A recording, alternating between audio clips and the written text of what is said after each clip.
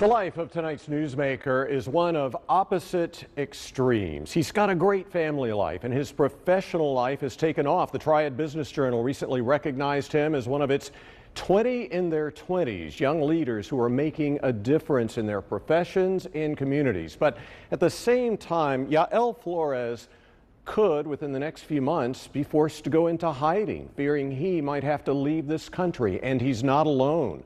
More than 25,000 people in North Carolina face the same challenge. The Waughtown Street area of southeast Winston-Salem. That's my neighborhood. It was a very tough spot to grow up in. It doesn't take long to notice the city's Latino community is concentrated here. Like many areas, it's dealing with financial hardships and crime. There's a lot of different hardships in that area, but there's a lot of positives. It's why the easy-to-spot American flag windsock represents, in a way, hope. And hope is something Yael Flores promotes every day. There's obviously always businesses in that area, both black and brown businesses. They're trying to pull themselves up. So seeing that in my community made me want to continue improving my community. Flores' introduction to this community happened when his parents decided to move the family here from Mexico when he was 7 years old. So they're very well versed and well educated in Mexico, but they felt like they needed to provide us more opportunities. Flores became active and flourished in sports as he moved through the area's public schools. And upon graduating high school, he applied for and became a DACA recipient.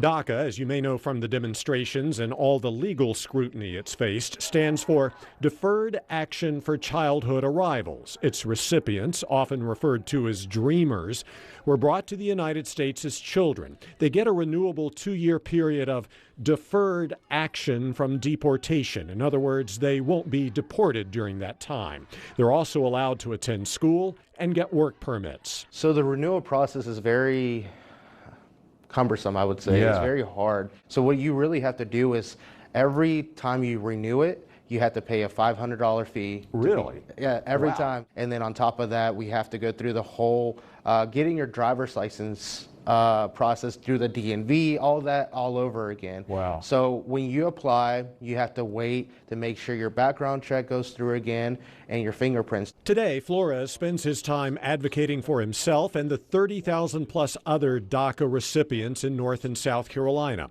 As the Carolinas director of the American Business Immigration Coalition, he's helping immigrant business owners find workers in the middle of a major worker shortage, pushing immigrant-favorable legislation on the state level, and helping DACA recipients get occupational licenses, among other things. Back in the 2020 census, Hispanics and Latinos actually make up 10% of North Carolinians.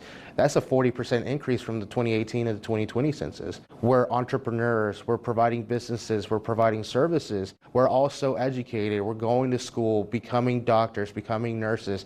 There's a big worker shortage that DACA recipients are trying to fill with their education. But getting that education is a challenge because DACA recipients aren't eligible for in-state tuition, another thing Flores and the coalition are working on. To those who argue DACA recipients are taking jobs, they're adding to the crime rate, what is your response to that? I would say that's not DACA recipients, right? Because we have to keep a level of standing in our background in order to be able to reapply every 2 years. Even so, especially when it comes to his 10-year-old son, Flores worries about DACA's future. If DACA is dismantled, what will you do? I mean, do you fear going into hiding? I mean, that's a possibility, I would imagine. So yeah, there's a big possibility of going back into hiding and not surfacing until something happens. For me, I don't have that luxury because I still have to provide, some type of life for my son. I understand there's a lot of polarization right now in the world and even in our nation, but don't forget everybody's human. So sit down, grab a beer, grab a coffee, grab something to sit down and find commonality. That's what I've been doing for so many years here in North Carolina. It's very difficult, but it's not impossible. In other words, continue the hopeful spirit Flores says still thrives in this area where he grew up. Expect to hear a lot about DACA's future in the coming months. It's still tied up in court. The next step is for a district court judge in Texas to make a decision whether to dismantle it. Those against DACA claim, among other things, President Obama overstepped his authority by establishing it via executive order.